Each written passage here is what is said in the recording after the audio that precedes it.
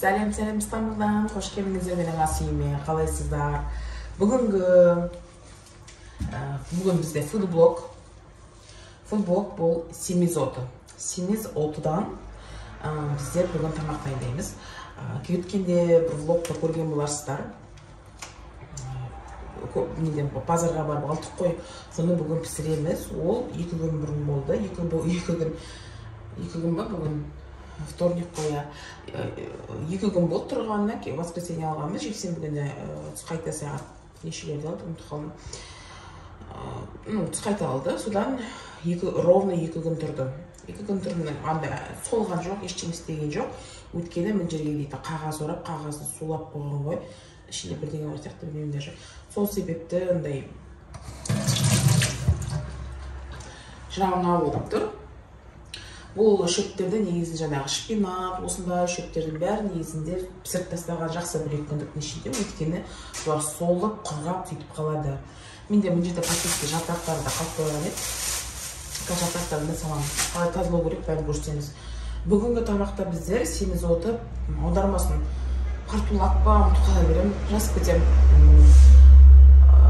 Етсіз пісіреміз. Бұны етпен де пісіруге болады, бірақ менің жолдасым етсіз пісіреді бүгін. Өткенде біздер кеше не жегенбіз, паста в сливочном соусе с грибами и с курицей. Грудинкасымен, тауықтың мына жеріне бар ғой, грудинкасы, сонымен немен жаңа сарылақпен жаңа паста салып в сливочном соусе пісірген. Ол білесіздер ауыр тамақ. Сонда кеше біздер кешке жегенбіз. Соңғы жолдасым бүгін етсіз пісірші, қарнымызға кішкене жеңіл болсын дегесін, етсіз пісіріп жатырмын. Оған не керек? Оған жуа, мына жерде 3 бас сарымсақ, және де мен кеше өткен айтқам, булгурмен пісіремін. Бұл тамақта булгурмен пісірсең дәмді болады, бірақ менің жолдасым күрішпен жегенді жақсы көреді. Сол үшін мен жарты стакан жуылған күріш, жаңағы семизоты, партулап па, ұмытып қала беремін. Және де менде мында қолдың қызанақ пастасы. Мында хи майы кеттік. Енді біздер жуадан бастаймыз. Мына жерде менде жапырақтары бар. Осының бәрін ішіне салам. Жапырақтардың бәрі таза, ешқандай езіліп, болмаса топырақ балшық емес. Осыны салып тастаймын қазір. Сосын мына пакетті мен қоқысқанмын. Білесіздер ғой, мен пакетке салып. Сендер де сондайсыңдар ма? Тамақ пісірді, жуан қабын қалай істейсіңдер? Ана жерге барып мусорға барып шелекке барып саласыз ба? Көбін адамдар раковинаға ашып соны білем қабықтарды. Мен осылай пакетке сразу пакеттің ішіне қабығын салам. Мына жерге жуан турайын. Жуан турамасты бұрын кішкене шегенекен, алыстаймыз. Үйде жуадыртты, жуа заказ беті көресің.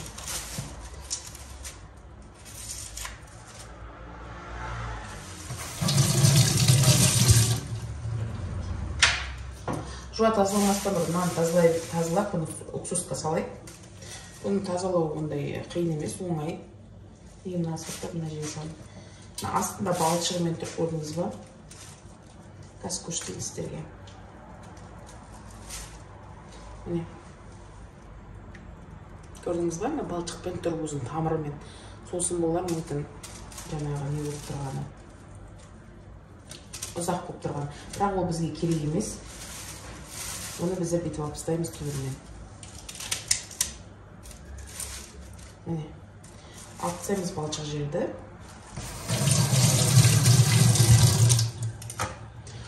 Осыны енді сізге көрсетейін.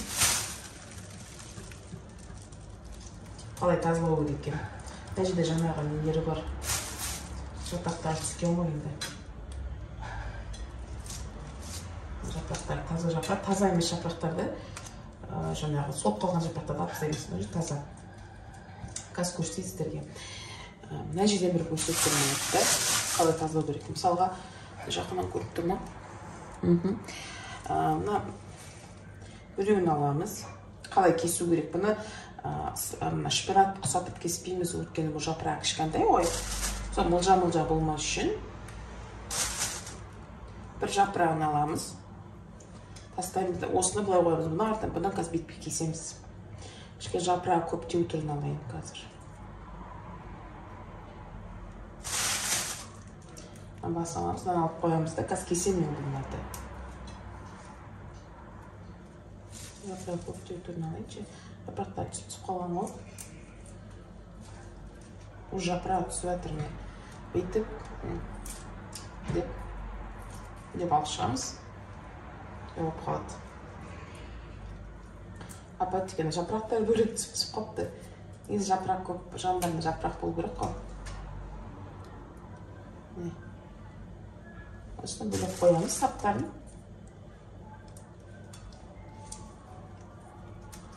Жапырақтарды тек жапырақты кеспей осылай саламыз қазір. Просто жуамыз, уксусқа саламыз. Мен бәрін тазалап алайын, сосын сіздерге келемін. Қыздар, мына саптарын жапырақтан айырдым, жапырағын 4-5 рет, даже одан да көп жуған сақтын. Су құйдым, қазір уксус құям. Саптарын бөлек-бөлек жуып алдым, мына судың астында. Енді осыны кесіп саламыз. Қазір салып, кесіп сатса берейін. Ондай қатты ұзын болмау кесу керек, міне.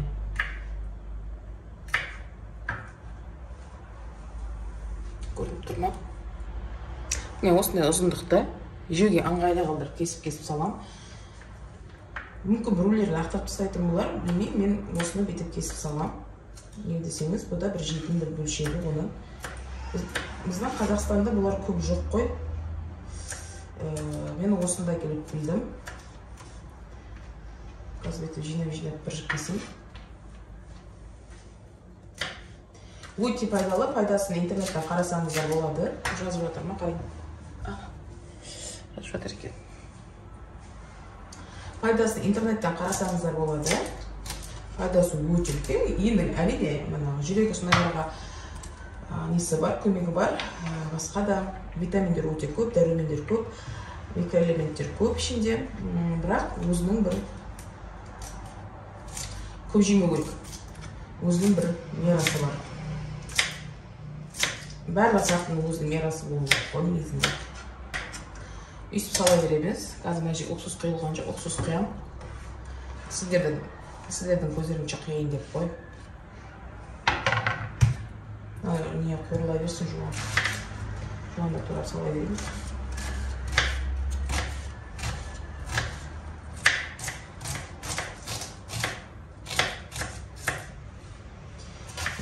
Қалай сіздерге қой? Өткендегі түрік базары ұнады ма сіздерге қалай? Негізінде көп жиі бара бермейміз. Өткені мына базар, жиналмалы базар, бұрын біздің үйіміздің қасымызда болды.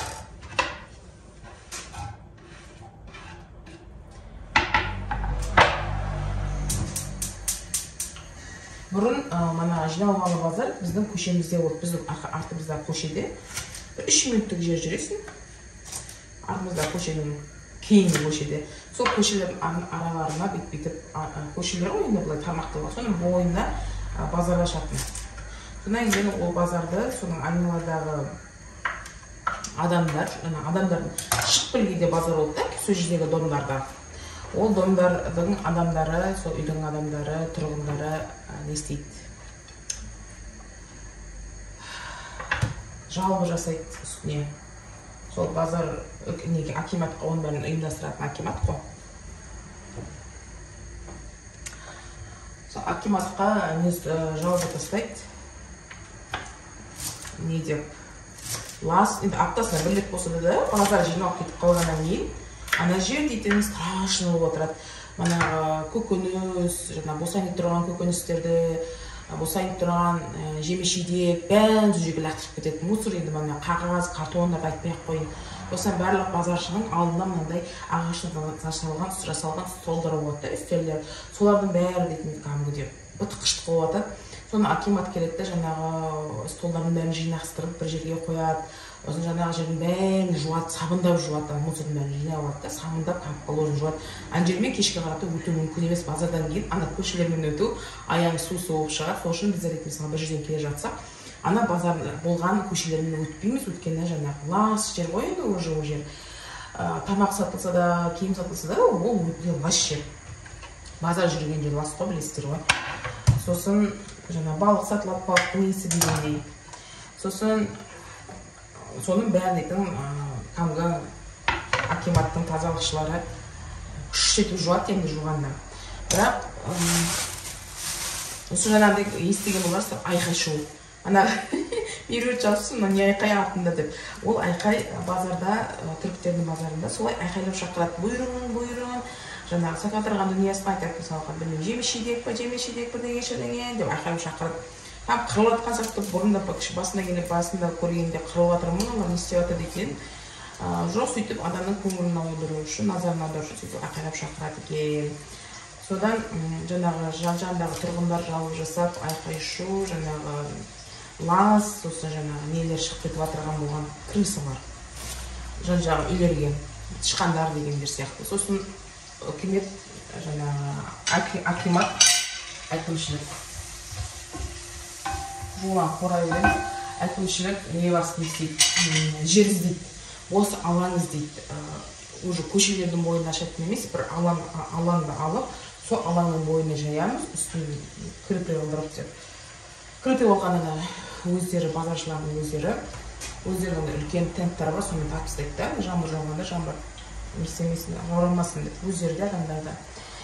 Соны дейтін біздің үйден жаяу жүргенде бір 20 минут, 30 минуттық жер, ал маршруткамен бір 10 минут, даже 10 минутқа жеткім келмейді, маршруткамен тез барамыз.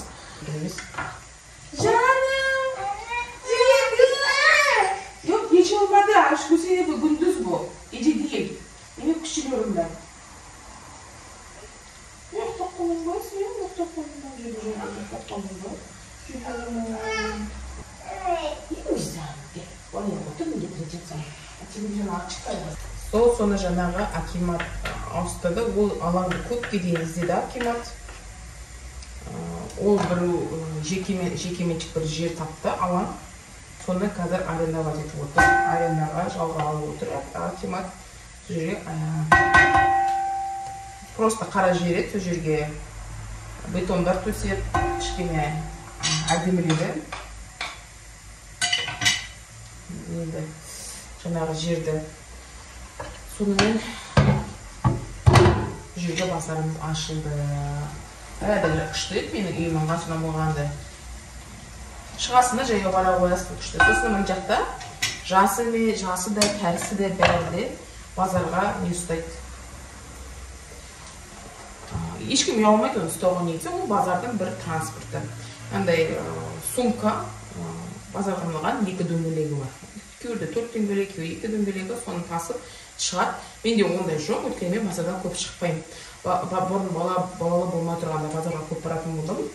Балалы болғаннан кейін базарға көп бармаймын. Өйткені баланы тастайтын жер жоқ, баламды қарайтын адам жоқ. Сол үшін мен тек маркеттен заказ беріп алдым. Маркеттікі де жаман емес, маркеттікі кейде даже жақсы шығады. Бағалары плюс-минус бірдей. Сол мені барып келген еңбегіме, шаршағаныма, сол үстіндегі бір тиыны, артық тиыны соны жабады да, мен шаршағым келмейді, ана жаққа барып баламен. Сосын баламен шығатын болсаң, білесіздер ғой, енді мамалары бар, балдары бар, мамалар біледі ғой. Так, мына қуырылды, енді мен аған бір қасып, бір үлкен қасып деп айтуға болады. Не салайын? Даже кішкене жартан асқайын. Мен балам ашы жемейтін болсын, езі ашып, ана не дейді, бұрыш пасын салған жақсы көрем, жолдасымыз екеуміз.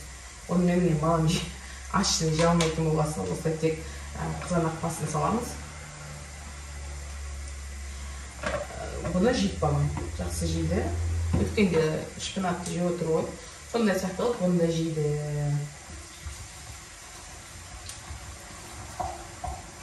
Шақырып жасатсам ба екен? Өзі пісірсе жақсы жейді. Anneciğim, gel semizotunu koymak ister misin yemeğe? Pişirmek ister misin? Gel.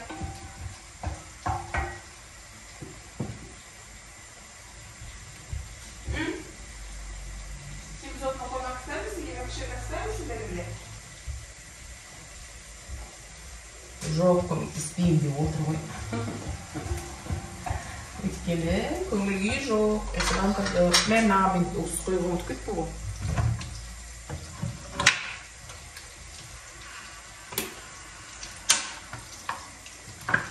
Жақсы. Ұқсыз қойға омлет кетіп. Nasıl sürdürteyim mi de? Уксусный лист.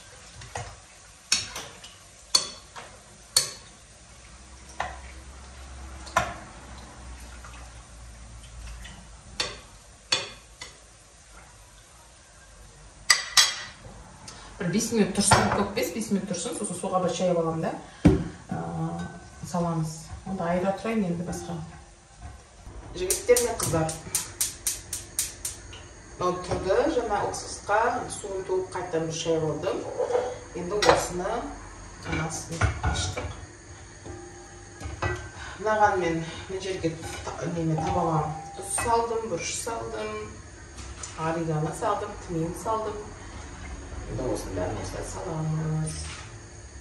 Жақыннан көрсетейін сіздерге.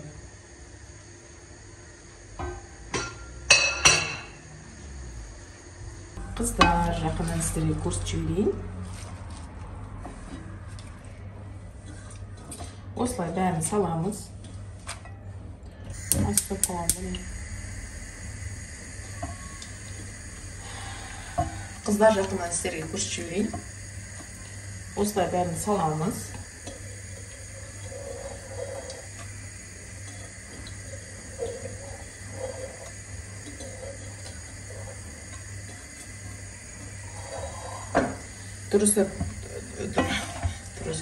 Тұзы бәрі қосылған ғой енді.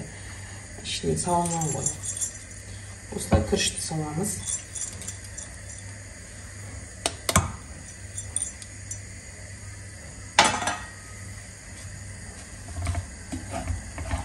Негізінде бұлғыр салған, бұлғыр деген бар ғой. Ол күріш емес, ештеңе емес. Бұлғыр деген бір арпаның бір түрі ғой. Ол негізі диетический болып саналады бұлғыр. Бірақ менің жолдасым күріш салшы деді, жақсы дедім. Ол кісінің айтқаны бала қойсын қазір дедім.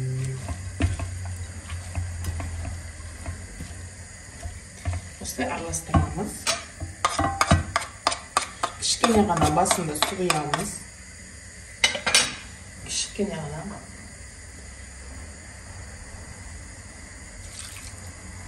Мынаның өзінің жапырақтардың, портулақтың өзінің суы шыққанға шейін. Сосын қараймыз, су көп бөлді ме, аз бөлді ме. Егер көп бөлсе, керек жоқ су. Егер аз бөлсе, онда әрине су құюға тура келеді. Осылай қақпағын жабамыз.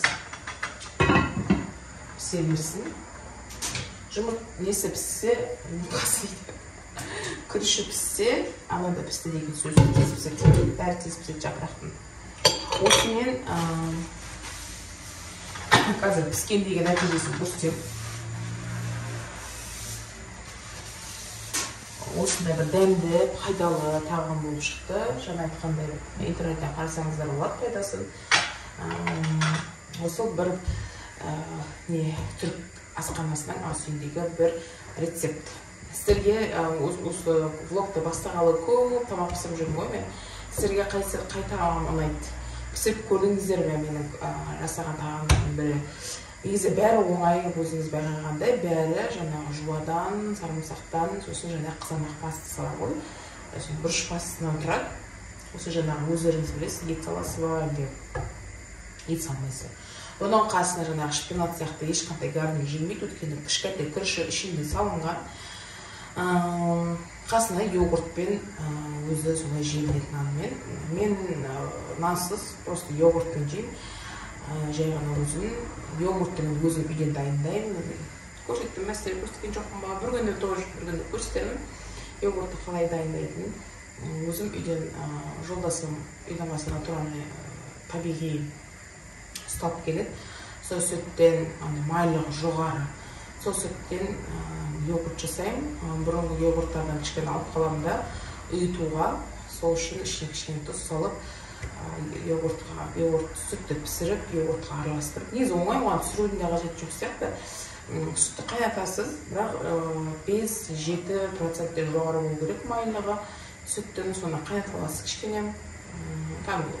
Қаймаған жоғары көтеріп, үстін көтеріп көпірген. Сосын негізі йогурт жылы жерде тұру керек қой. Біздің үй ондай қатты жылы емес. Біздер көп қоспаймыз. Котелді қоспаймыз. Пәтер үй болса да, котел біздің өзімізді үйде автономды. Өзіміз айырамыз, өзіміз қосамыз. Біздерге ыстық болады. Өйткені менің жолдасым да, мен де, және баламды да ыстықты жақтыртпайтын болғасын, біздер қоспаймыз. Жазып жатыр ма, қарайын. Котелді көп қоспаймыз. Котелді кешкі қаратта бір қосамыз да, сонда пісаймыз. Өйткені балам штаттан бөлмеге бірінші келетін болғасын, сол жаңағы котелдағы бірінші котелдің ысы суы соған келеді да. Ысы қыраға болып кетеді. Даже ең минималкаға қойсам да айырып тастаймыз да, лучше ұзын жең пижаманы жасайды деп. Сондай ыстықты көп жақтыртпаймыз. Сол үшін жаңағы йогурт үйіп болмайды. Ол үшін түріктің әйелдері былай жасайды. Духовкада дейтін 100 градуста бір 15 минутке ысытып алады. Сөндіріп тастайды, ысытылып тұрады іші. Жаңа қайнаған сүтке бұрынғы йогуртыңыз болса, болмаса, мысалы бізде сүт сататын жерлер йогурт үшін мынандай йогурттың несін береді, ашқысын береді да. Өзі қарасаңыз йогурт просто кішкентай ыдысқа салып береді, ашып кеткен йогурт да. Соны береді, сосын соны жаңағы сүтке араластырып, піскен сүтке қанжылым болған, ыстығы басылған сүт болу керек. Еңізді саусағыңызды батырып қарағанда күйдірмеу керек. Сосын күйдірмеу керек, сосын соған жаңағы мая деп айтады, йогурт саласыз. Сүт жіберген болмаса, өзіңізде бұрын йогурт болса, сол ашып тұрған кішкене ашық қылтым. Сол йогуртты салып араластырып, негізінде бұрын нең басында мен салып жасап жүргенде үлкен ыдыстарға, әйнек ыдыстарға салатын болдым. Мынандай ыдыстарға. Осындай кішкентай бар. Менен соған үй тұратын болдым. Артынан қайнапаларымнан көрдім. Кішкентай банкілерге салғанда жақсы үйіткен, жақсы қатат екен, қойыланады екен. Сол үшін менің кішкентай банкілерім бар. Өйткені әртүрлі жерден қалған, балдан, намынан қалған. Соларға банкілерге әйнек банк болу керек. Соған бәрін толтырып құйып қойған. 5 литр сондай алады жолдасым, кейде 3 литр, кейде 5 литр. Сол құйып бәрін аузын ашып, жаңағы жылы духовкаға саламын да. Бір күн қойдыртамын. Мысалы кешке жасасам, сағат 9-10-да келесі күнге 12-1-ге дейін тұрады. Сосын көремін несіне байланысты. Егер қатты қою болмаса, кішкене тағы да қоянқырайым сөйтем. Жақсы қою болып тұрса, уже қақпағын жауып, холодильникке салып тастаймын. Сол йогурт 5-6 банка болады кейде одан да көп болады, банканың мөлшеріне байланысты. Сөйтіп, сонда сосын тамақтарға қосып. Мұнда йогуртты көп жейді, бұны греческий йогурт деп айтады ғой, негізінде сүзбе йогурт деп айтамын. Біздерде оны айтқанда айран Қазақстанда, мысалы, онда йогурт жоқ қой, өйтіп пісірмейді, бізде қаймақ алады, болмаса айран қылдырады да, сүтті. Ал мұнда сол жаңағы былай бүйтіп ойлап қарасаң, ол айран негізі қатты қуыланған айран ғой, греческий йогурт.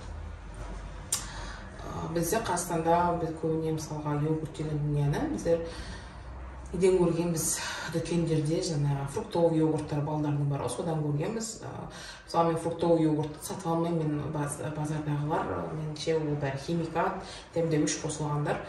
Мен лучше балама өзім жасаған йогурттың ішіне жаңағы бір қасық балын қосалам, болмаса бір қасық пекмезді қосалам. Ол балды пекмезді мысалы табиғи дүниелер.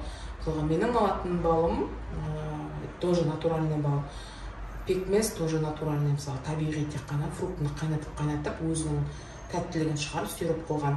Ешқандай ішінде су да жоқ, ішінде жаңағы сироп несі де жоқ, тәтті секері де жоқ та, секер қосылмаған өзін секер. Соны жаңағы йогуртқа араластырып, сосын болмаса әртүрлі орешкілер салам, әртүрлі фрукты, ягода салып, сөйтіп мысалы күндіздері берем балама. Сол жағынан жаңағы йогурт өте пайдалы, балаға ол дейтін тұрған пробиотик қой йогурт. Тұрған пробиотик. Мысалы балаңызға құдай сақтасын алып қалса антибиотик береді ғой дәрігерлер. Одан кейін пробиотик мысалы ішкізбейді дәрігерлер. Сол антибиотиктен кейін тек пробиотикті сразу ішсеңіз, ішпей жаңа йогуртты берсеңіз, болмаса кефирларда мысалы біздің айрандар тоже солар жаңа шұбат, не дегендер, қымыз дегендердің бәрі, ашытылған дүнияның бәрі, сүт өнімдері кисломолочка деп аталады. Соның бәрі пробиотик біздің баланың аш қарнына, бізге де ішек құрылысына бәріне өте пайдалы. Сол йогуртпен жейді бұны. Негізі былай ойлап қарасаңыз, түрік асханасы өте пайдалы. Бірақ жаңағы көбіне бұлар нанмен жейтін болғасын.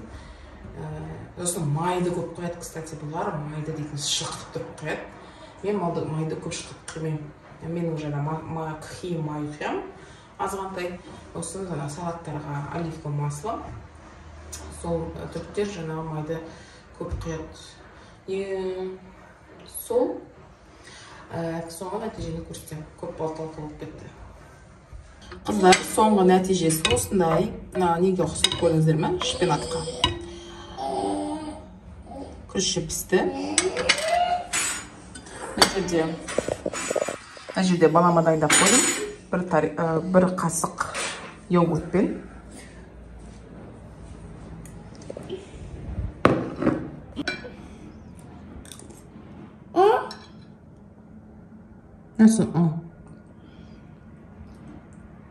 Насыл, емек? Beğendin mi? Қыздар, осымен емегімізді пісірдік. Соны жейін деп отырық енді. Бізге ас болсын. Сіздерге ұнады деп ойлаймын. Лайк басам жаңа балам көріскенде, және де комментарий тастап та келеміз. Осымен жаңағы семизоты аудармасы партулап. Қателеспесем, қателесасам, распетіңіз қарашасы орысшасы бар екен. Сол бізге ас болсын. Рецепт үшін маған міндетті түрде лайк басып кетіңіз, қараңыздар, соны. Рахмет, пока-пока.